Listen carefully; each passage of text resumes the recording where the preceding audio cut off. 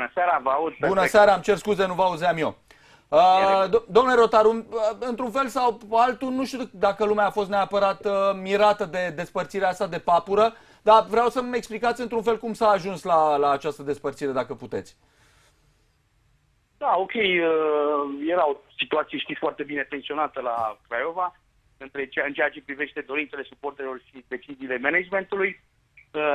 Toate se spărgeau în capul lui Cornel și, bineînțeles, al nostru, cei din conducere.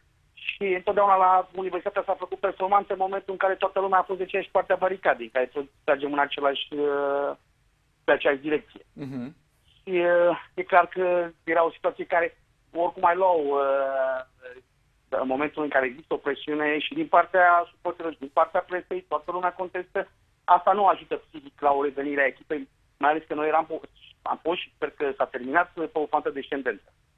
Da, absolut. Absolut. Pe de altă parte, îl considerați pe Papură vinovat sau unic vinovat pentru situația în care e echipa panta asta descendentă? Nu, fără discuție. Că nu, din punctul meu de vedere, Cornel este un antrenor foarte bun. Din păcate, nu a avut norocul necesar, nu a avut, să spunem, susținerea necesară pentru a reuși. Dar sunt mult mai multe cauze. Unele sunt ale noastre de bucătărie internă, altele se văd cu liber, adică presiunea la care a fost supus, faptul că echipa, repriza a doua, cădea, adică noi dacă era după prima repriză, FCSB-ul am dominat-o total în prima repriză, când ei ne-au bătut cu 2-0, da? Da, absolut. I-am dominat, C3 i-am dominat. Toate problemele noastre începeau în repriza a doua și sigur și pe o lipsă de randament a atacanților. Că noi nu înscriam. Da, și chiar voiam să vă întreb din punctul ăsta de vedere, pentru că sunteți deja de ceva ani acolo și aveți echipa asta. Unde ați situa actualul lot al Craiovei, să spunem, în raport cu cele din ultimii 2, 3, 4 ani? Chiar discutam că actualul lot, și când spun de lot vorbesc și de rezerve și de absolut tot, dar cu condiția ca și Colici să fie up, este cel mai bun lot pe care l-am avut. Chiar dacă, să spunem, am avut un atac scriitor cu Mitriță, cu Băluță, cu Gustavo, dar acum eram foarte echilibrați, adică aveam a doua apărare a campionatului, stăteam foarte bine ofensiv până să accidenteze Colici, da? Și mijlocul avea randamentul cel mai bun, deci Matei Unisor și Câldău. Atunci eram cel mai echilibrat loc, aveam soluții pe bancă, gândiți-vă că Andrei Ivan era rezervă, l-aveai pe Bărbuț, aveai la mijloc un pic un Căpățână, plus cei doi copii, Bairam și cu Câmpanu, adică chiar stăteam bine. Dar credeți într-un fel sau altul că pe cât de bun este și pe cât de productiv atunci când joacă, pe atât de complicată este situația asta a lui Colici de când l-ați adus? Pentru că Colici, în momentul în care joacă, dă goluri foarte multe, după care te trezești că îți lipsește câte o jumătate de an. Pe de o parte mă pun în pielea noastră. Nu poți să aduci un jucător de același nivel, pentru că la un moment dat Colici îți va reveni și un jucător bun.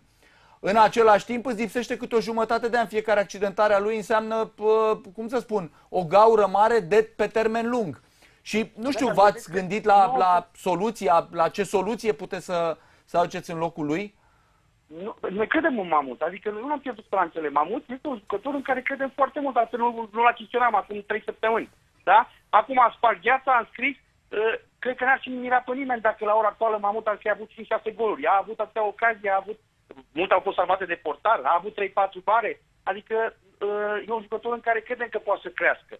Pe de altă parte, Colici, accidentările lui nu au fost musculare, au fost mecanice, adică glezna, știți foarte bine, intrarea lui Mihalache, fractura de coloană când a căzut pe spate, adică nu putem să spunem că este un tip predispus accidentărilor, pentru că chiar am discutat cu doctorul Stamatescu și zic, dacă era să spunem, să facem mai multe analize, să vedem, poate are o deficiență, o să ceva, nu.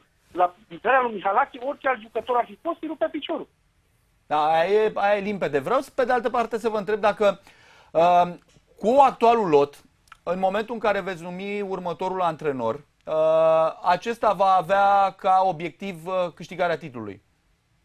Întotdeauna, în ultimii 3 ani de zile, de când am trecut am avut bătălia pentru play-off, după care am crescut nivelul echipei și ne-am poziționat în primele 3 forțe ale campionatului, acum ne batem la titlu, an de an. Deci întotdeauna un antrenor care va veni va avea obiectivul campionat. Am înțeles. Care sunt criteriile? Am citit o scurtă declarație a dumneavoastră din ProSport. Care vor fi criteriile după care veți alege și când veți alege antrenorul? Pentru că e clar, se joacă din 3 în 3 zile, timpul e scurt și se pot pierde în continuare puncte. Sperăm ca până la sfârșitul săptămânii viitoare să numim antrenorul.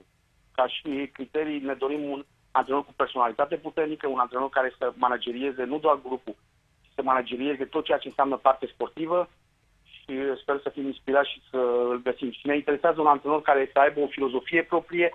Nu mă interesează că e bună sau e rata, să știu că o are, că există și că o antrenează acea filozofie. Pentru că eu cred că în campionatul românesc, dacă ai o filozofie proprie, lucrezi în sensul de a ți-o implementa, n-ai cum să ratezi.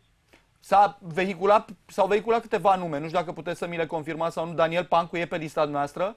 Haideți să vă spun altceva. Toate numele pe care le-a vehiculat presa, deci absolut toate numele, da. Niciunul dintre ele, din punctul meu de vedere, nu are șanse să ajungă antrenor principal. Nu are șanse niciunul? În acest moment. Ok. Dar de ce? Adică spuneți asta că nu vă interesează sau că vă deranjează că apar în presă nume și că credeți că ei se autopropun? Nu, pentru că nu se află pe lista noastră. Scurtă, lungă, nu se află. Adică nici Sândoi, nici Pancu nu se află pe lista Craiovei? Eu nu spun de Sândoi, de Pancu. Eu m-am spus că toate, absolut toate numele vehiculate de presă. Că nu vreau să discut despre ei sau despre ei, de că nu-mi permit. Am înțeles. Care e nivelul antrenorului pe care îl vreți? Pentru că, știți bine, există genul de antrenor, că ziceți că trebuie să aibă personalitate. Există antrenor star deja, mă refer la nivelul fotbalului nostru, da? Gen Reghekamp, gen Șumudică, cu care la un moment dat ați discutat, care au un anumit statut, care au câștigat niște bani în vest și care sunt destul de greu de adus. Mai există și categoria antrenori tineri, cum este Pancu. Aveți încredere în care din categorii sau în care din categorie regăsiți mai degrabă profilul de antrenor pe care îl vreți? Pentru acest moment am venit, având în vedere că venim după o experiență, Corneliu, în care el era la prima experiență în Liga 1, da? Și din păcate s-a ieșuat în acest moment. Vrem să mergem pe prima variantă, adică căutăm un antrenor cu experiență, căutăm un antrenor care, și sperăm să găsim, să fi câștigat un trofeu măcar în carieră, căutăm un antrenor care să nu schimbe echipa, să nu schimbe echipa din 5 în 5 luni sau din 7 în 7 luni, să aibă măcar în anumite perioade de timp un 2 ani la o echipă sau cel puțin să fie regulat măcar câte un an de zile la o echipă. Astea ar fi, să spunem, primele repere. Antrenor cu personalitate, antrenor comunicativ, disciplină, organizare, muncă multă, da? Nu poți să muncești 4 ore pe zi. Care e relația dumneavoastră, domnule Rotaru, cu antrenorii? Pentru că după meciul acela în care schimbă cu viitorul 3 jucători la un moment dat, Corneliu Papură, au existat speculații, inclusiv din partea suporterilor, că dumneavoastră ați fi fost cel care i-ați sugerat acele schimbări. Cum comentați? O mare prostie. Eram în vacanță, eram cu câte 4 ore în față, da? Și vedeam meciul târziu, îl vedeam cu soția. Și în momentul când am văzut că face 3 schimbări, am rămas blocat. Și zic, stai să vezi acum că presa o să zică că mă cred Gigi Becali și fac schimbările, 3 la pauză. Și nu, este o prostie. Niciodată nu m-am implicat peste antrenor. Și chiar mi se întâmplă în 80% din cazuri, dacă discutăm despre jucători și eu am o părere, zic, băi, dar nu știu, dar poate e bine să faci asta sau nu e bine, 80% din cazuri fac invers. Am înțeles. Deci, nu, noroc, pe de altă parte, când a schimbat 3, ce facem cu Rednic, a schimbat 4. Da, la Rednic avea o justificare, pentru că Rednic pierduse categoric acea primă repriză, Craiova jucase foarte bine și multă lume a zis, de ce ai face schimbările astea în condițiile în care jocul a mers bine, da? Sincer, noi avem analizele de după meci făcute la 48 de ore sau la 72 de ore după meci și același lucru am întrebat și eu. De ce să schimbi 30% dintr-un angrenaj care funcționează, care merge, da? Ok, poți să zici Mateiu că are un galben și ok, dar de ce să schimbi 30% dintr-un angrenaj care merge? În același timp vreau să vă întreb, pentru că e clar, dacă vreți să aduceți categoria de antrenor de care vorbeam, da? De antrenor cu personalitate, antrenor cu experiență, este foarte probabil ca genul ăsta de antrenor să vină și să spună, domnule Rotaru, eu vin, dar aș mai vrea 1-2 jucători în anumite poziții cheie. Ce ați răspunde? Nu, noi în acest moment suntem în discuții să aducem 3 jucători, dar maxim 3 jucători. 2, să spunem că am făcut ofertele, așteptăm răspunsurile după care mai departe facem o evaluare a lotului și spunem despre ce este vorba. Da? Zice antrenorul, uite, am nevoie poziția. El trebuie să vadă înainte ce jucăm, trebuie să vadă nivelul jucătorilor și să ia cea mai bună concluzie, să ia cea mai bună decizie. Deci sunt jucători din campionatul României, cei cu care ne negociați? 2 sunt din campionatul României, 1 nu este din campionatul României. Am înțeles. Veți ține cont de galerie în momentul în care veți pune noul antrenor? Pentru că impresia este că, cel puțin în cazul Papură, a ținut cont și de părerea suporterilor. Da, am ținut cont de părerea suporterilor. Acum nu o să consultăm suporterii dacă îl punem pe X sau pe Y. Da, dar știți cum e, că ei au, dom'le, să nu fie dinamovist, să nu fie abarnam FCSB, stelist. Nu sunt astfel de cazuri. Chiar nu sunt la Craiova. De exemplu, Gigi Munțescu este unul dintre cei mai iubiți antrenori la Craiova, adică toată lumea. Nea Gigi. Da? Gabi Balint este un antrenor extrem de respectat, este cel cu care am promovat din Liga 2. Deci nu sunt astfel de probleme, sincer. Am înțeles.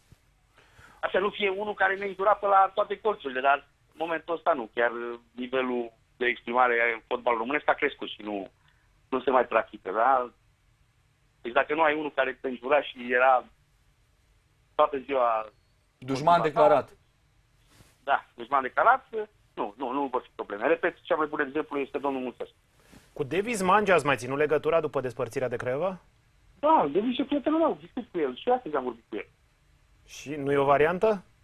Nu, Davis are contract, n-am discutat aspectele acestea, are contract, este antrenorul național Spaniei, dar este prietenul meu și discut cu el. Maltei. Scuze. Era la Spania, era bine de tot. Vreau să vă întreb, vreau să lămuresc două lucruri cu dumneavoastră, domnule Rotaru, în măsura în care putem. Unul la mână, ce simțiți văzând ascensiunea asta lui Octavian Popescu? Pentru că s-a comentat în fel și chip felul în care el a plecat de la Craiova către FCSB. Nu ne interesează. Chiar noi suntem, eu cel puțin sunt construit la modul ok, luptăm tot timpul pentru ceea ce putem să facem, că nu mai avem ce să facem, la revedere, nu există. Deci chiar nu există pentru noi. Dar aveți ca om care sunteți și om de afaceri până la urmă și evident vă interesează inclusiv profitul din business-ul ăsta, nu doar... Nu există. Iar asta nu este un business în care să faci profit. Da?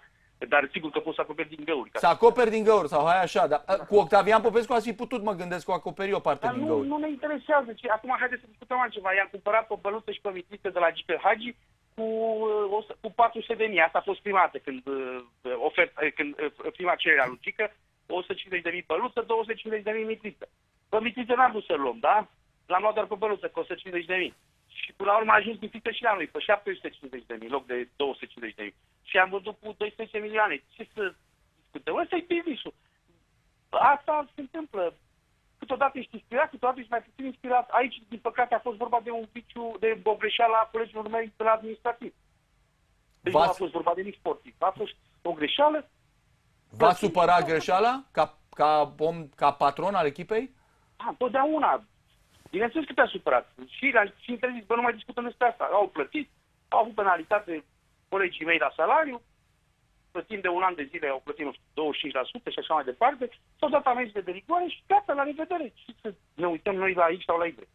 Am înțeles. Și în același timp a mai umblat un zvon, nu știu dacă l-ați comentat vreodată, dar e important, ați discutat vreodată cu Mirel Rădoi? L-ați vrut vreodată pe Mirel Rădoi la Craiova? Cu Mirel Rădoi la Craiova l-am vrut de 4 ori, 9 dată. Cu Mirel Rădoi discut tot timpul. Discut o dată la, nu știu, la o lună de zile, mă întâlnesc cu el, vine la meciurile echipei la Universitatea Craiova, te vezi în tribună, ești cu el este, vorba aia, prieten foarte bun cu Cârțu, cu toți ceilalți colegii ai mei, stăm de vorbă în permanență, a avut ofertă să vină să antreneze Craiova prima dată acum 4 ani de zile, după aia să fie șef la centru de copii și juniori. Nu știu, a fost, din 2, am discutat și discut cu el. Am înțeles, deci rămâne oricând o variantă pentru dumneavoastră, va fi o variantă. Da, dar nu se pune problema în acest moment. El este la echipa națională, noi nu o să venim să facem o ofertă lui Mirel Rădoi, adică ar fi lipsă de respect din punctul meu de vedere față de echipa națională și față de Mirel Rădoi.